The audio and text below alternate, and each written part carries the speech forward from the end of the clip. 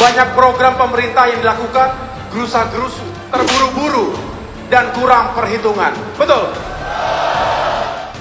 Apa kabar program food estate? Yang sudah kita laksanakan, yang sudah dirintis oleh Presiden Jokowi, ini harus kita jaga. Ya kan, we are on the right track. Ini harus kita, dan saya minta kader Partai Gerindra mengerti itu. Bukan saya menggolor atau saya menjilat, tidak. Demokrat yang terjebak antara perubahan atau berkelanjutan. Dan dalam politik ada dalil yang menyatakan bahwa politik itu lebih didorong oleh ketakutan ketimbang mengejar apa yang dia mau. Saya menyoroti terkait dengan jangan sampai ada konflik of interest, konflik kepentingan di antara pejabat negara di pemerintahan. Kita harus mengakui kepemimpinan Pak Joko Widodo berhasil. Saya sepenuh hati, saya ingin teruskan perjuangan beliau. Beliau adalah pemimpin yang bisa ambil keputusan, dan keputusannya berani. Kadang-kadang melawan tekanan-tekanan dari mana-mana.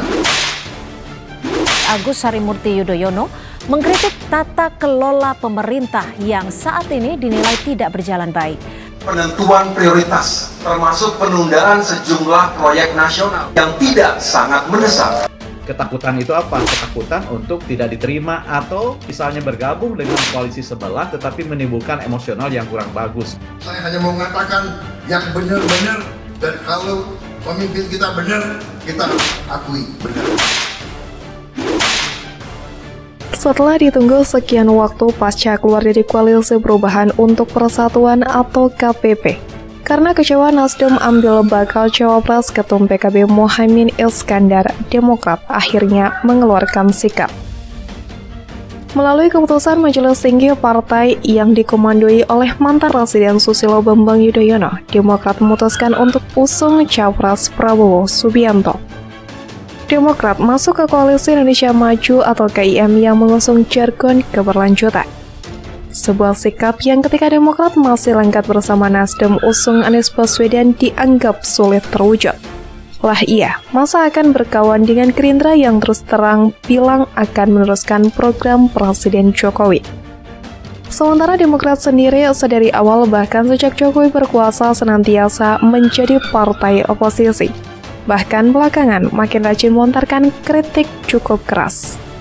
Dulu sebelum gabung ke KIM, Demokrat tak bisa dipungkiri ambil jarak berseberangan dengan Gerindra. Terhadap pemerintah, Demokrat berposisi tukang bantah, sebaliknya Gerindra bertugas memberi absah. Bahkan saking kuatnya semangat Demokrat membantah pemerintahan Presiden Jokowi melalui pernyataan Ketua Umumnya Agus Harimurti Yudhoyono atau AHY.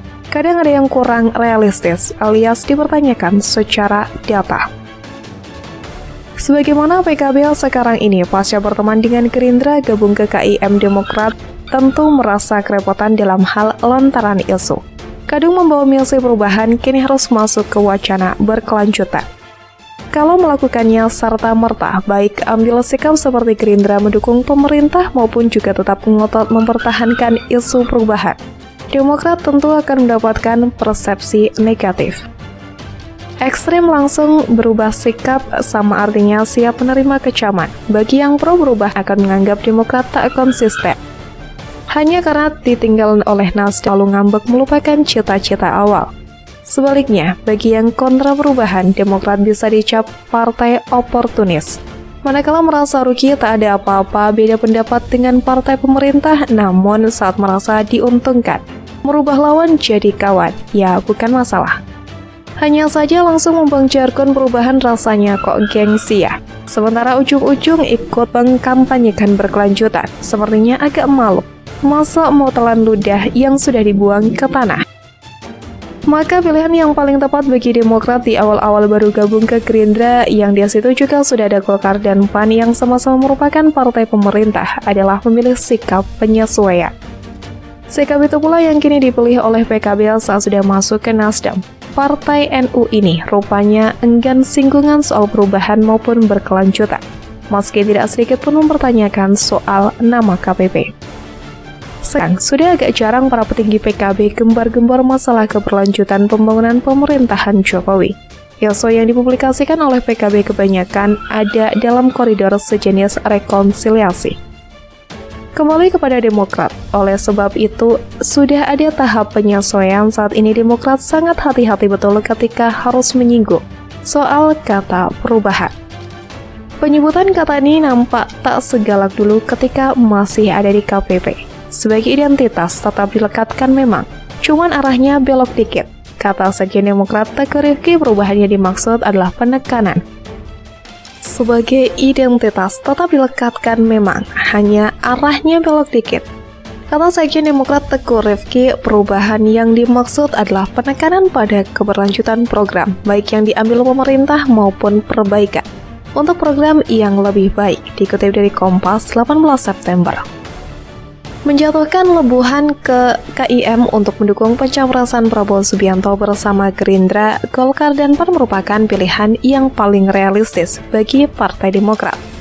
Sebenarnya, kalau cuma untuk kepentingan mencari teman koalisi agar bisa turut serta jadi pengusung kandidat pada Pilpres 2024 masuk ke PDIP pun, bersama P3, Hanura, dan Perindo juga amat biasa. Apalagi Sekjen PDIP Hasto Kristianto juga anak Megawati Puan Maharani sudah memberikan sinyal akan diterimanya Demokrat jika ada keinginan hendak gabung ke PDIP mengusung Ganjar Pranowo.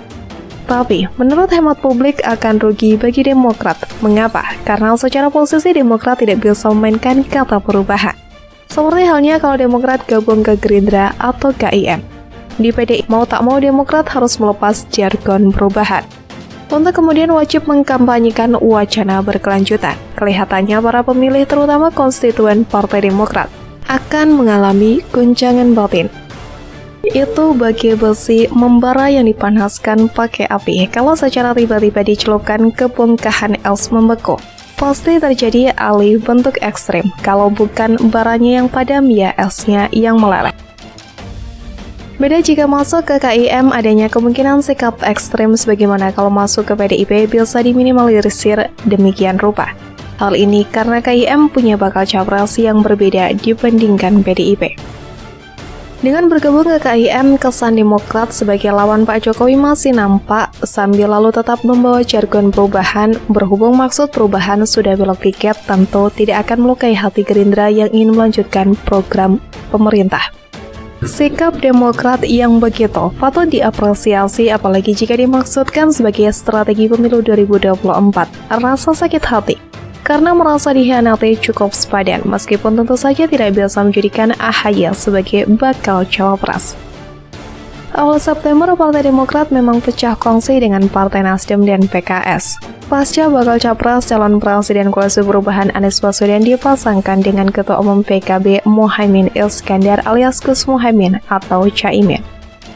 Partai Demokrat sendiri menyebut Partai Nasdem dan Anies Baswedan telah melakukan pengkhianatan. Partai Demokrat merasa tidak diajak bicara ketika Partai Nasdem memasangkan Anies Baswedan dengan Caimin. Padahal Partai Demokrat berkeinginan dan punya keyakinan Anies Baswedan akan dipasangkan dengan AHY, sang Ketua Umum Partai Demokrat. Setelah menyatakan keluar dari Koalisi Perubahan, Partai Demokrat belum menentukan pilihan kemana akan bergabung. Apakah gabung ke kubu bakal capres Ganjar Pranowo atau dengan kubu bakal capres Prabowo Subianto? Hal itu berlangsung sampai tanggal 16 September. Pada tanggal 17 September, Ketua Majelis Tinggi Partai Demokrat, mantan Presiden RI ke-6 Susilo Bambang Yudhoyono dan Ketua Umum Partai Demokrat, Agus Harimurti Yudhoyono, melakukan pertemuan dengan bakal capres Prabowo Subianto di kediaman pribadi Prabowo Hambalang, Jawa Barat. Dalam pertemuan itu, Ketua Majelis Tinggi Partai Demokrat menyatakan sikap politiknya. Partai Demokrat menyatakan dukungan secara resmi kepada Ketua Umum Partai Gerindra, Prabowo Subianto sebagai capres di Pilpres nanti. Dengan demikian, Koalisi Indonesia Maju yang dikomandoi Prabowo Subianto mendapatkan tambahan dukungan partai politik yang sebelumnya Koalisi Indonesia Maju telah mendapatkan dukungan beberapa partai politik saja.